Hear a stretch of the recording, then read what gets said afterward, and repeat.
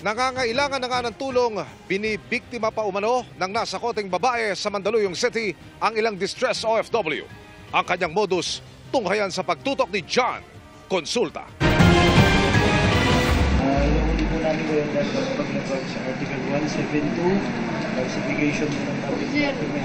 Inaresto ng mga tauhan ng NBI Human Trafficking Division at Department of Migrant Workers o DMW ang babaeng ito sa Mandaluyong. Na-recover sa kanya ang mark money na ibinayad sa kanya ng complainant na OFW. Grabe naman Ikaw mo nga. Sige, OFW ha.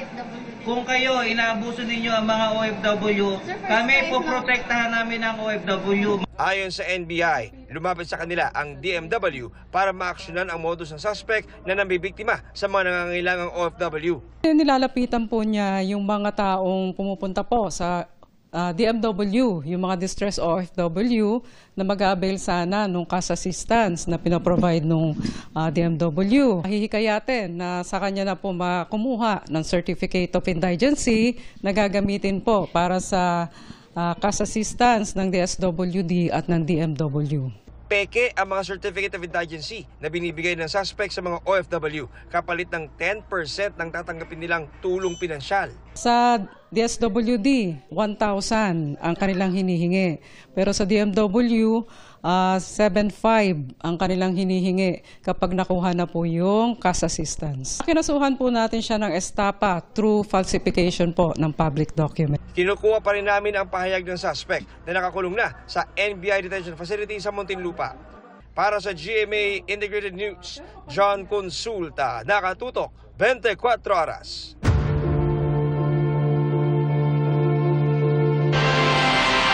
Inireklamo na ng Justice Department sa Ombudsman ang 8 opisyal ng Bulacan 1st District Engineering Office at isang kontraktor dahil sa mga umano'y ghost flood control project. Pero ayon sa DOJ, may matataas pang opisyal na sangkot batay sa daloy ng pera sa mga bank account. Nakatutok si Salima Refran. Malversation through falsification, perjury at paglabag sa Anti-Graft and Corrupt Practices Act ang unang asuntong isinampa ng Department of Justice sa Ombudsman kaugnay ng umano'y ghost flood control projects sa Bulacan 1st Engineering District. Kabilang sa inireklamo ang dating district engineer nito na si Henry Alcantara at mga dati nilang assistant district engineers na sina Bryce Hernandez at JP Mendoza. Gayon din sina Engineer RJ Domasic, Project Engineer Lawrence Morales, Chief Accountant Juanito Mendoza, Bids and Awards Committee Member Floraline Simbulan at DPWH Cashier Cristina May Pineda. Kasama rin sa asunto ang kontratistang si Sally Santos ng Sims Construction. Ayon sa DOJ, ang pinakamabigat na ebidensya laban sa kanila ay ang pag-amin nila sa Senado na nagsabwatan sila para paghati-hatian at ibulsa ang pondong nakalaan para sa mga hindi na itayong flood control project sa Bulacan. Ebidensya rin ang mga dokumentong pineke para palabasing may proyekto kahit wala. Si Sally Santos umaming kumita rin dahil pinagamit ang lisensya niya bilang contractor sa mga taga-DPWH Bulacan engineers para sa mga kunyaring project. Sinisika pa naming hinga ng panig ang mga inireklamo. There were witnesses in the Senate investigation. May ginawa na sila mga pag-amin. Mayroon pang hindi kasi tinuturo Hindi pa tinuturo yung paakyat. Yun ang ating sinisikap gawin. There's really no project to speak of. So this is based basically on documentary evidence that has been gathered by the National Bureau of Investigation. Low-hanging fruit to. We call this the open and shut cases. Ayun ang tingin namin, open and shut cases, kasi ghost Wala talaga nangyari, lumabas talaga ang pera, meron nakatanggap ng pera, at wala namang lumabas na projects. Hanggang sa Engineering District lang ang approval ng mga proyektong di lalagpas sa 150 million pesos gaya ng pinekwestyong mga proyekto. Kaya puro mga opisyal lang nito ang kasama sa kinasuhan. Pero sabi ni Ombudsman Jesus Crispin Remulla na siya ring nanguna sa investigasyon nung nasa DOJ pa siya, may mga matataas sa opisyal na sasabit. Batay naman yan sa mga bank document na galing mismo sa Anti-Money Laundering Council o AMLAC. May mga data na pumapasok unti-unti na talaga magpapakita na nagkabatuhan ng pera from one account to the other. Bank to bank po, yung ibang transaksyon, kaya huling-huli. Sabi ng DOJ, patuloy ang evaluation sa mga gustong maging state witness. Remember, tayo yung arkabyado ang taong bayan. So yung mga nandehado, sila ang dapat sumunod sa panuntunan natin. Hindi sila ang nagdidikta ng kondisyon para sa atin. Ang usapin ng restitution o pagbabalik ng pera, pag-uusapan naman daw kapag nasa korte na ang mga reklamo. Para sa GMA Integrated News, Sanima Refran, nakatutok, 24 oras. Lord, please send some help.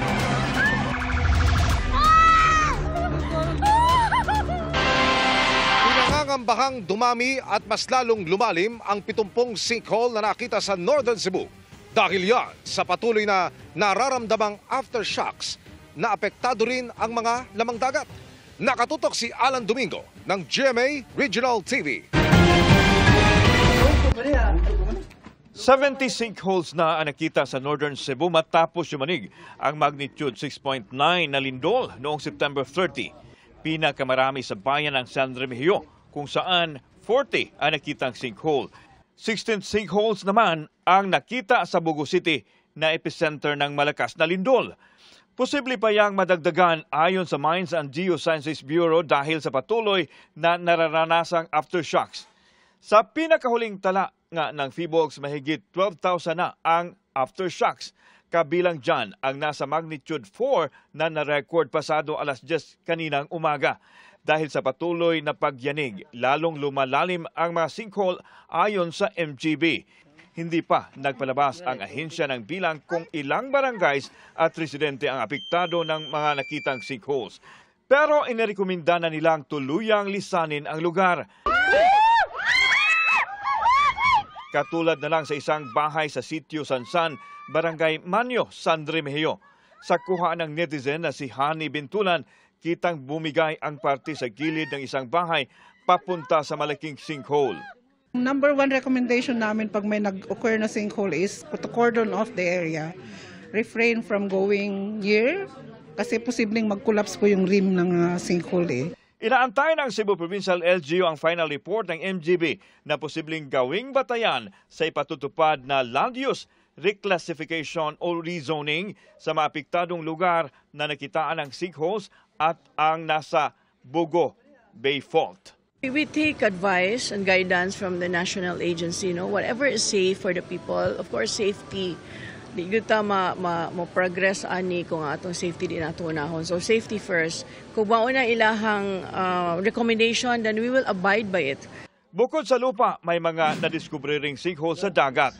Dahil kay mga isda nga matay. Pinangangambahan din ang pagkamatay ng mga isda dahil sa patuloy na aftershock, gaya ng nangyari sa Barangay Santo Rosario sa Bugo matapos ang 5.8 aftershock kahapon. Ayon sa mga eksperto, posibleng magdulot ng fish kill ang malakas na lindol. Mula sa GMA Regional TV at GMA Integrated News, Alan Domingo, nakatutok, 24 oras. On a break muna si Kylene Alcantara sa pag-acting at focus muna sa kanyang self-love era. Isa sa kanyang pinagkakaabalahan, traveling around the world independently. Makichika kay Aubrey Carampel. Happy, blooming, and glowing si Sparkle star Kylene Alcantara na spotted sa launch event ng fashion designer na si Rahul Laurel. In her love yourself era raw siya na binibigyang importansya ngayon ang kanyang personal growth. Masaya ang buhay ngayon. Growing, evolving every single day. Sa event, reunited pa sila ng kanyang Beauty Empire co-star na si Rufa Gutierrez. Matapos gumanap bilang Shari De Jesus sa Beauty Empire, break muna sa acting si Kylene. Pero pinaghahandaan na raw niya ang mga gagawing projects for next year. Ngayon, papahinga muna because napakabigat po ng Beauty Empire. At sobrang proud ako sa ginawa namin. Actually, ngayon kasama ko si Miss Rufa. And I'm just so happy that I created a family there. Sa nakalipas na mga buwan, pagta-travel for work and leisure ang pinagkaabalahan ni Kai. Noong August, kasama si Kylene sa Sparkle World Tour sa Canada. Bago yan, pumunta rin siya ng Italy para dumalo sa kasal ng kaibigan. At nag-solo travel din sa New York. Nag-side trip ako sa New York on my own. Yes! Yes, tas ako nag-book ng flight, ako nag-book ng hotel. I felt so independent. I was just alone. I have friends there, but most of the time, mag-isa lang ako, naglalakad-lakad lang ako. I wanted to get to know myself more, independently. Bumalik din daw siya sa kanyang hobbies and fitness routine. Tennis, nagpa-firing din ako, nagmo-motorbike, so ginawa ko po ulit yun ngayon na I have more free time. Lahat daw ng ginagawa niya ay parte ng kanyang self-love journey. Yes, all the time. Feeling ko dapat buong buhay mahalin talaga natin ang ating mga sarili. Aubrey Carampel, updated to Showbiz Happenings. Kinumpronta ni Marikina 1st District Representative Marcy Teodoro sa Justice Department ang dalawang babaeng pulis na nagsampa ng reklamo laban sa kanya, kabilang ang rape. Sinampahan niya rin ng reklamong perjury ang mga complainant na sa tingin niya ay ginagamit para sirain siya. Nakatutok si Jonathan Andal. Naghain ng kontrasalaysay si Marikina 1st District Representative Marcelino Teodoro sa preliminary investigation kanina ng DOJ para dumepensa sa reklamong acts of lasciviousness at rape by sexual assault na isinampa sa kanya ng dalawang babaeng pulis na dati niyang close in security. Kasama ang kanyang misis na si Marikina Mayor Maan Teodoro, harapang kinumpronta ni Congressman Teodoro ang dalawang babaeng pulis. Narito lahat yung mga litrato na nagpapakita kung nasaan ako. May mga programa akong dinaluhan na yung oras na sinasabi nilang naganap yung panghahalay na inaakusan nila sa akin. Kaya makikita na walang pagkakataon para ginawa yung ganong bagay, yung panghahalay. These are sham complaints as far as we are concerned. Ang nakakapagtaka dito ay ayaw nilang sumagot. Ayaw sumagot ng mga complainants at meron nakalagay girl 1, 2, 3, 4 na meron raw mga ginawa rin si Congressman Teodoro. Hindi ba napaka-simple tanong nun? Sino itong mga ito? Bilang pangsuporta sa kanyang depensa, binitbit ni Teodoro sa DOJ ang kanyang mga testigo na aabot sa 28. Kabilang dyan ang ilang mga kabaro ng dalawang nagre-reklamong pulis. Siguro may mga 5-6 na pulis na magpapatotoo rin na doon sa mga araw na nabanggit, wala silang nakitang kakaiba at wala silang nakikitang pangahalay dahil kasama nila yung allegedly yung biktima. Tingin ni Teodoro, ginagamit lang ang dalawang babaeng pulis para siraan siya sa politika. Mukhang isang malaking skriptong ginawa. Parang ang purpose, nakikita namin kanina, is simply to damage. Pinag-aaralan ngayon ni Teodoro na ireklamo rin ang dalawang babaeng pulis sa PNP-IAS o Internal Affairs Service na siyang nagdidisiplina sa mga pulis. Kahapon, sinampahan na ni Teodoro ng reklamong perjury ang dalawang babaeng pulis. Hindi pinangalanan ng DOJ ang dalawang nagre-reklamong babaeng pulis pero bukas ang GMA Integrated News sa kanilang pahayag. Para sa GMA Integrated News, Jonathan Andal, nakatutok 24 oras. Dalawang low-pressure area na po ang minomonitor ngayon ng Pag-asa sa loob at labas ng Philippine Area of Responsibility o PAR. Ang nasa labas ng PAR, huling nakita sa layong 1,760 kilometers silangan ng northeastern Mindanao. Nananatili ang tsansa nitong maging bagyo sa mga susunod na araw.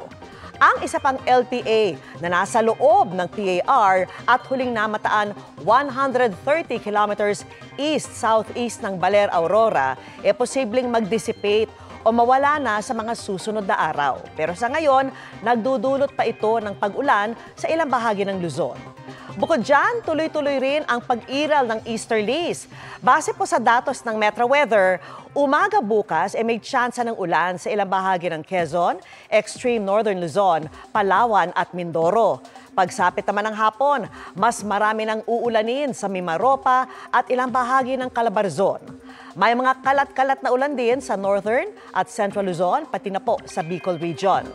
Sa Metro Manila, bago magtanghali ay pwede nang maging makulimlim at posible ang ulan sa ilang lungsod. May tsansa ring magka-thunderstorms sa hapon o sa gabi. Hapon at gabi rin posibleng tumaas ang tsansa ng ulan sa malaking bahagi naman ng Visayas at Mindanao. Flood control na, malaking tulong pa sa irigasyon. Iyan umano ang asahan ng mga magsasaka sa Claveria, Cagayan dahil sa impounding dam na pinasinayaan ng Pangulo. Sinilip din niya ang isang patapos ng tulay na dapat anya'y gandahan at wag yung bumabagsak. Nakatutok si Darlene Kai. Kakulangan ng maayos na irigasyon ang isa sa mga hinaharap ng mga magsasaka sa Claveria, Cagayan gaya ni Delio. Kakambal niya ng baha naman kung may ulan o bagyo. Ginagawa namin ng paraan na parang inakwan yung ilog para magkatubig lang kami. Pero kapag darating ng tagulan, mawawas out agad. Kaya nahihirapan po kaming magbukid. Doong nakaraang anihan nga, kalahati ang lugi ni Delio. Problema po ma'am, kasi aapaw ng tubig, kagayan mga yan, bukirin mga yan, aapaw, pagkatapos masisira rin yung palay. Inaasahang makatutulong ang 700 million pesos Union Water Impounding Dam sa Claveria na pinasinayaan ni Pangulong Bongbong Marcos. Kung maulan, dito muna may ipon ng tubig para hindi bahain ang mga taniman. Layo nitong Union Water Impounding Dam na patubigan ang taniman ng mga magsasaka rito. Pero bukod dyan ay flood control measure din ito na layong pigilan ng pagbaha. 514,000 cubic meters ang kabuang kapasidad nitong water impounding dam. Katumbas niya ng mahigit 200 Olympic-sized swimming pools. Basta't maayos ang pagpagawa, maayos ang disenyo, maayos ang implementasyon, wala tayong makikitang problema. 3,600 ektaryang taniman at mahigit 1,000 magsasaka ang makikinabang sa proyekto. Nakita namin sa helicopter yung ginagawa dito sa side ng ilog, ang mga revetment para siyempre hindi na lalampas doon sa dinadaanan ng ilog yung tubig. Makokontrol natin yung takbo ng tubig, hindi na magbabaha but hindi meron pa tayong makukuhang patubig. Inaayos na rin ang sistema ng pamimili sa mga ipapagawang farm-to-market roads. Hindi lang yung kagaya ng dati na palakasan lang. Minsan kung saan napupuntang farm-to-market road na hindi naman nakakatulong sa ating mga magsasaka. Kabilang sa mga kokonsultahin ang mga lokal na pamahalaan matapos madiskubring may 105 million pesos na halaga ng mga umano'y ghost farm-to-market road sa Mindanao. 300 farm-to-market bridge din ang tatapusin sa loob ng 4 na taon, sabay biro sa katabing si DPWH Secretary Vince Dizon. Pero gandahan niya yung tulay, huwag yung bumabagsak. Oo. At saka yung maintenance. Tama po. Kakulangan anya sa maintenance ang problema sa mga bumagsak na tulay na Pigatan Bridge sa Alcala, Cagayan at Cabagan Santa Maria Bridge sa Isabela. Kaya siniguro ng sapat ang pondo para sa maintenance sa mga tulay sa susunod na taon. Ganyan din anya ang asahan sa patapos ng Kamalinyugan Bridge sa Cagayan na magdurugtong sa mga bayan ng Apari at Kamalinyugan. Paiikliin ng 2.34 billion pesos na tulay ang dating mahigit 1 oras na biyahe sa 20 minuto na lang. Dahil sa mas pinatibay at pinagandang disenyo ng tulay, naging 45 tons ang maximum vehicle capacity nito at may earthquake resistance na aabot sa magnitude 8. Mula rito sa Claveria, Cagayan, para sa GMA Integrated News, Darlene Kai, nakatutok 24 oras. Dinisqualify ng International Criminal Court Appeals Judges si Chief Prosecutor Karim Khan sa kasong Crimes Against Humanity na kinakaharap ni dating Pangulong Rodrigo Duterte ayon po yan sa ulat ng Reuters. Dahil umano ito sa posibleng conflict of interest. Batay sa kopya ng desisyong nakuha ng Reuters.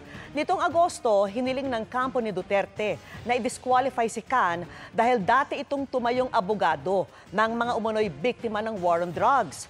Sa kopya ng ruling na nakita ng Reuters, pinunto ng depensa na wala dapat papel si Khan sa kaso dahil dati niyang kinatawan ang Philippine Human Rights Commission o PHRC sa pagpangalan kay Duterte bilang top suspect. Kaya raw di na raw umano makapagsasagawa si Khan ng isang patas na investigation. Sinusubukan pa po ng GMA Integrated News na makuha ang panig ni Khan. Pero dati na niyang sinabi, wala siyang nakikitang dahilan para hindi payagang lumahok sa pagdinig ng kaso. Anya, wala siyang direktang kinalaman sa investigasyon o pag-interview ng sinumang biktima o witness. Wala rin daw conflict of interest sa kanyang pagiging kinatawan ng PHRC.